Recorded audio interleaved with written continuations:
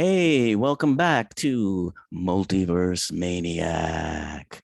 I hope you've heard the podcast version, which you can find on Spotify and anywhere else that you get your podcasts. This week we're talking about, this is episode 2, by the way.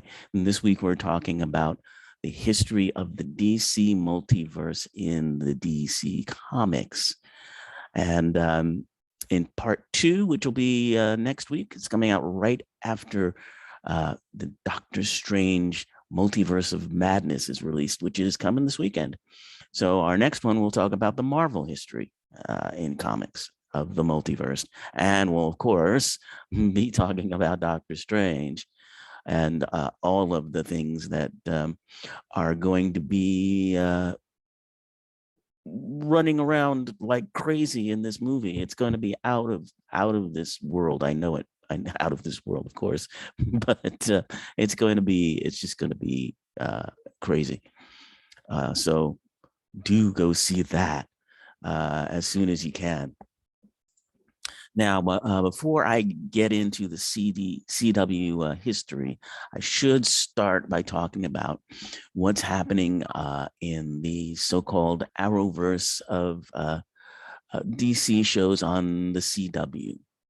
So you might have noticed there's been a bit of an earthquake going on with the canceling of some shows from the Arrowverse that have been around for a while. So we've got Legends of DC has been canceled, and we've had Batwoman canceled. Of course, Arrow itself got canceled in 2019, and the shows have been sort of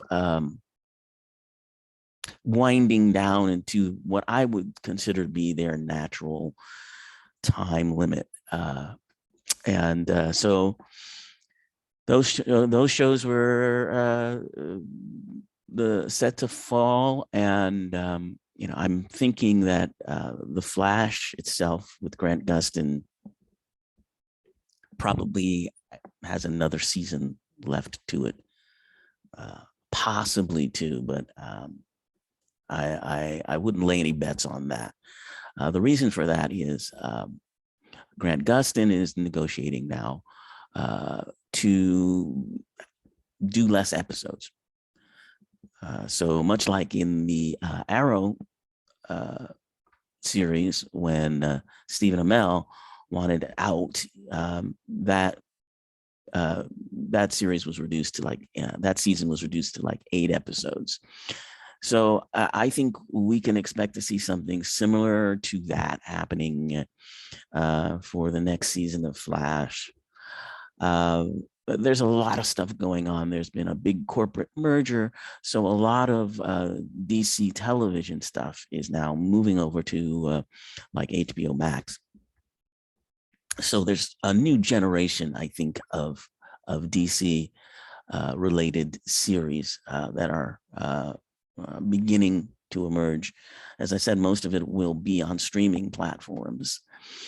And so you can expect to see probably these characters showing up, crossing. Well, basically what they want to do is to have something along the lines of what Disney Plus is doing with Marvel. In other words, you've got TV series characters that can cross over to the movies and back and forth. And this is kind of what DC is shooting for. And they've also announced that they're going to have one sort of head figure of DC, kind of like Kevin Feige is with Marvel, to kind of oversee all of the movies and the TV shows. So that's what's happening with the CW shows. They are winding down, I would say. And I think it's a good thing. I mean, you do have to pay to get HBO Max, which is kind of a bummer, but I think the shows have run their course, and it will be good to get maybe some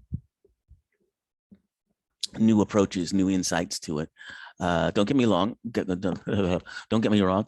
Greg Berlanti is, has done a tremendous job in what he's done with these shows, and they've proven to be popular for years. But now, CW wants to attract younger viewers, for one thing, and from what I've heard, they are planning actually to sell this network, CW network, off. And so whoever buys it will want somewhat of a clean slate, I think. But well, that's the big news. That's the big news. So a lot of people are going to miss some of these shows, and I will too. But it'll be interesting to see what emerges afterwards. So okay, that's that.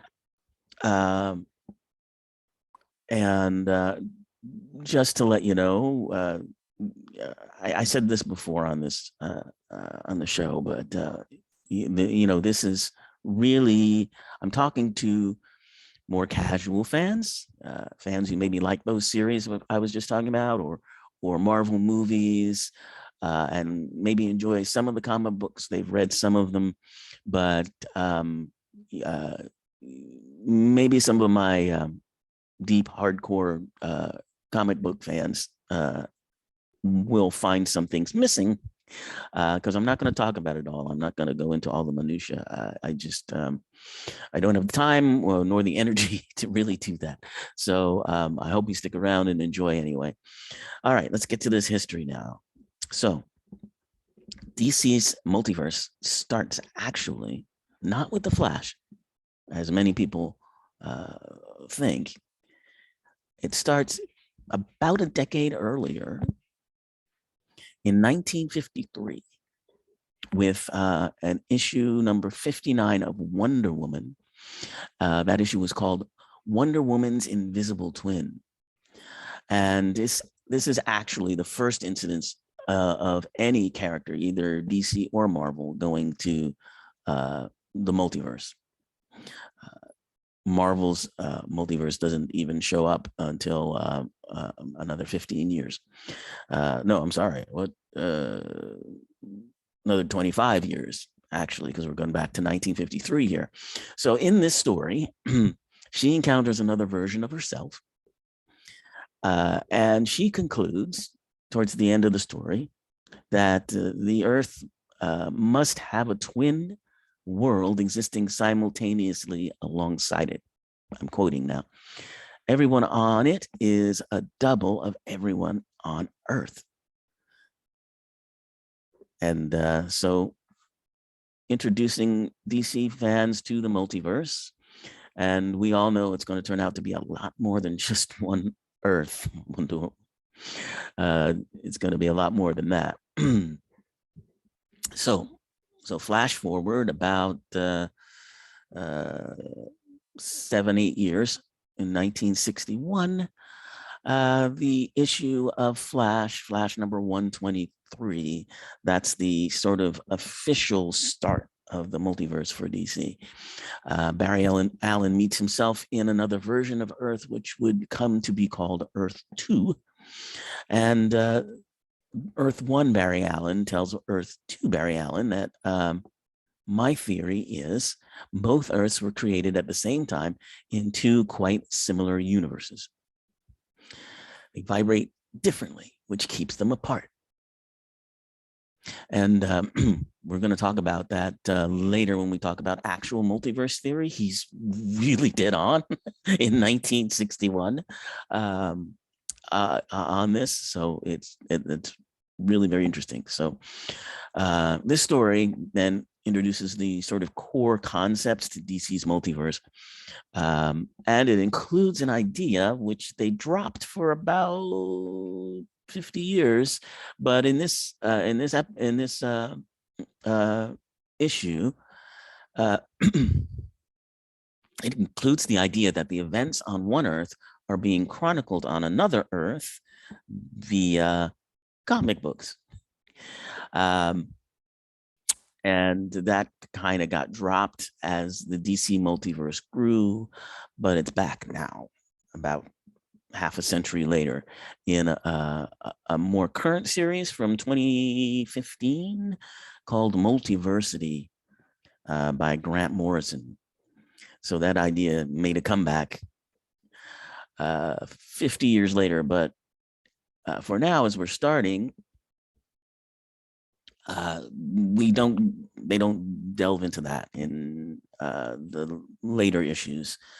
So 2 years later, the Justice League of America issue number 21, and Flash and his superhero buddies are defeated from villains from Earth 2, and their counterparts, the Justice Society of America, they travel to Earth 1 and they help the Justice League out.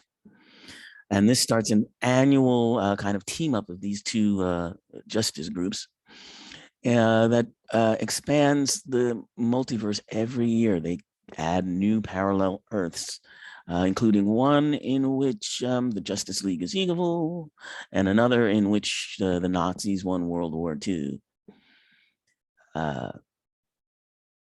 Sounds a lot like The Man in the High Tower. I'd have to check who got there first, whether it was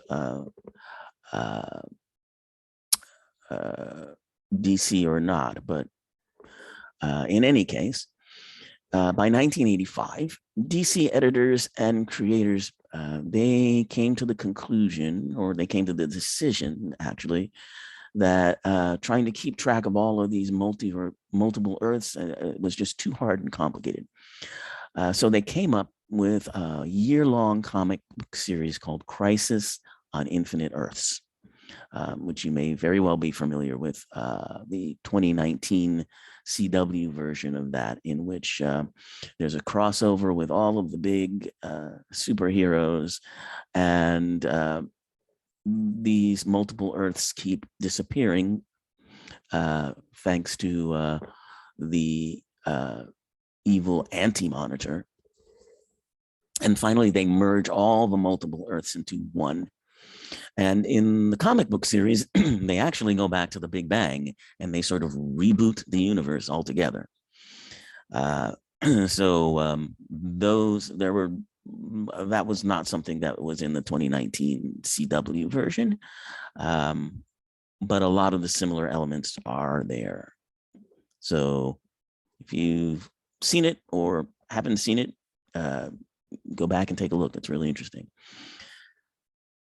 So then once the Crisis on Infinite Earths is completed, after that year-long series, the multiverse is essentially vanquished for about 20 years in the DC comics. But in 2005, DC launches a weekly comic book series called 52 that reveals the multiverse is still there, but it's limited to 52 alternate universes. So the multiverse is effectively back in business. And it's featured in the 2011 series Flashpoint. And this is something also that was done on the CW show, The Flash. This is where Barry Allen goes back, a young Barry Allen. He's just really started getting his Flash powers. And he finds out he has this ability to time travel. So he decides to go back in time to when his mother was killed and save his mother. But in doing so, he sort of wreaks havoc on all the other timelines. This is something that DC is going to be going back to for the movie of The Flash, which I talked about in the last episode. That's coming out in November. And the setup there is that during the CW Crisis on Infinite Earths, Grant Gustin's Flash met Ezra Miller's Flash. Ezra Miller's Flash is a younger version of the Flash. In other words, he hasn't even come up with the name Flash yet. It's all very new.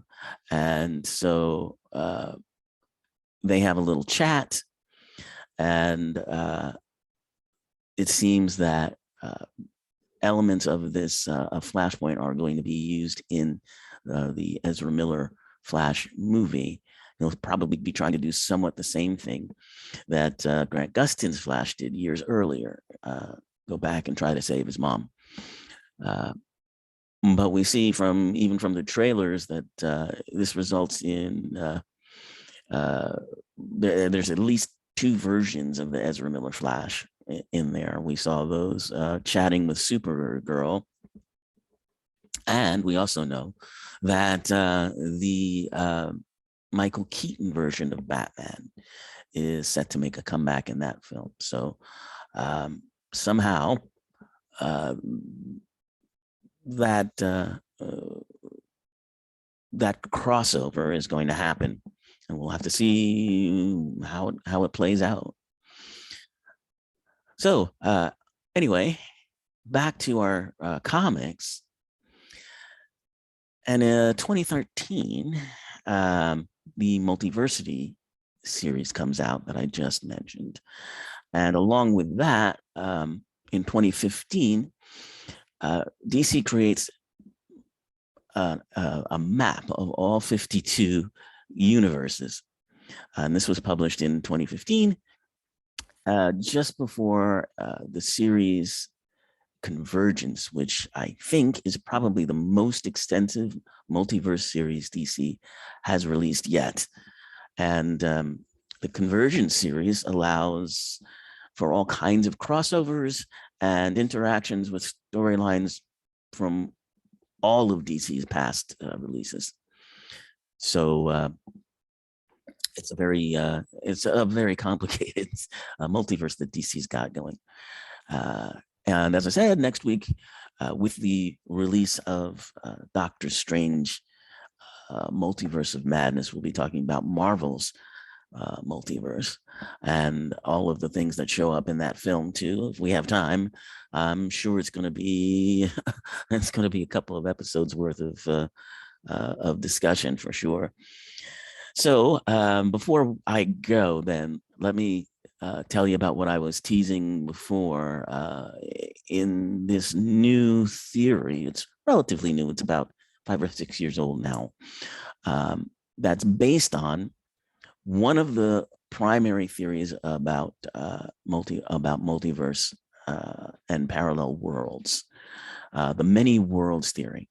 So if you remember, many worlds theory is the theory where basically every possibility of everything that could ever happen plays out.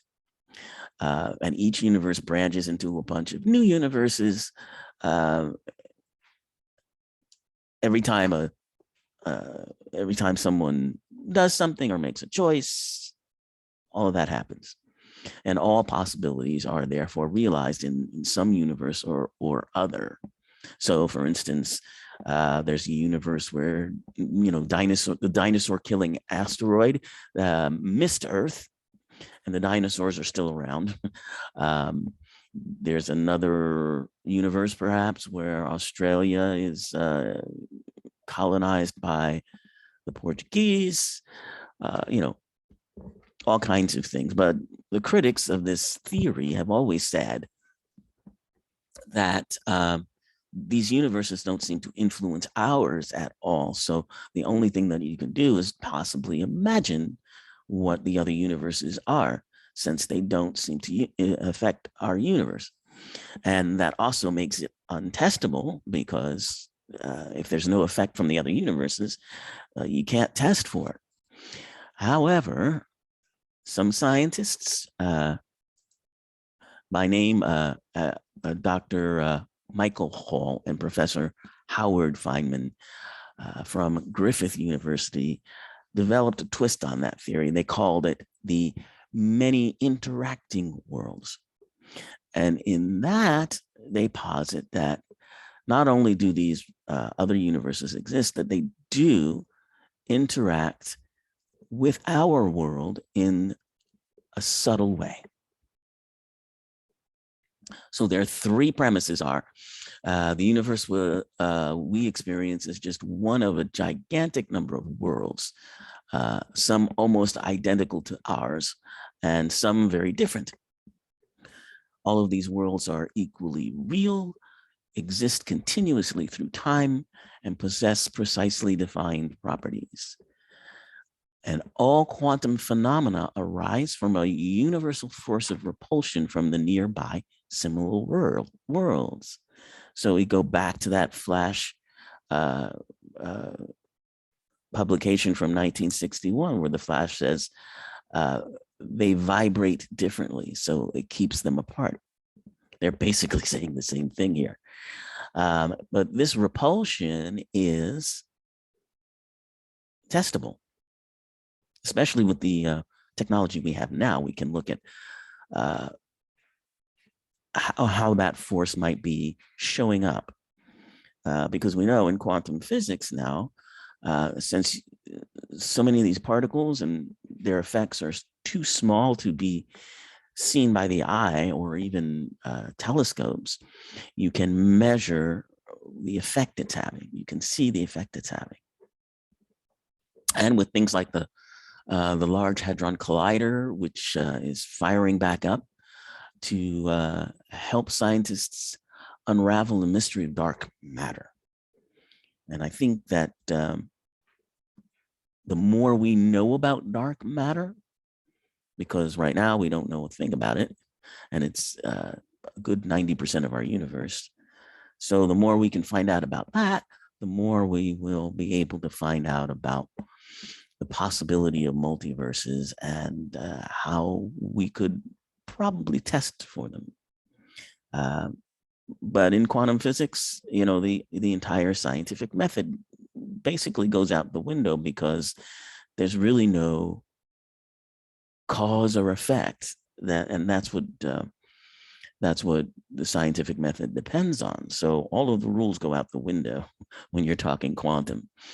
So it'll be interesting to see what they come up with. All right, next week or next show, we will be talking Marvel's Multiverse, and we will be talking Doctor Strange. It's coming out this weekend. Really exciting. Don't miss it. All right.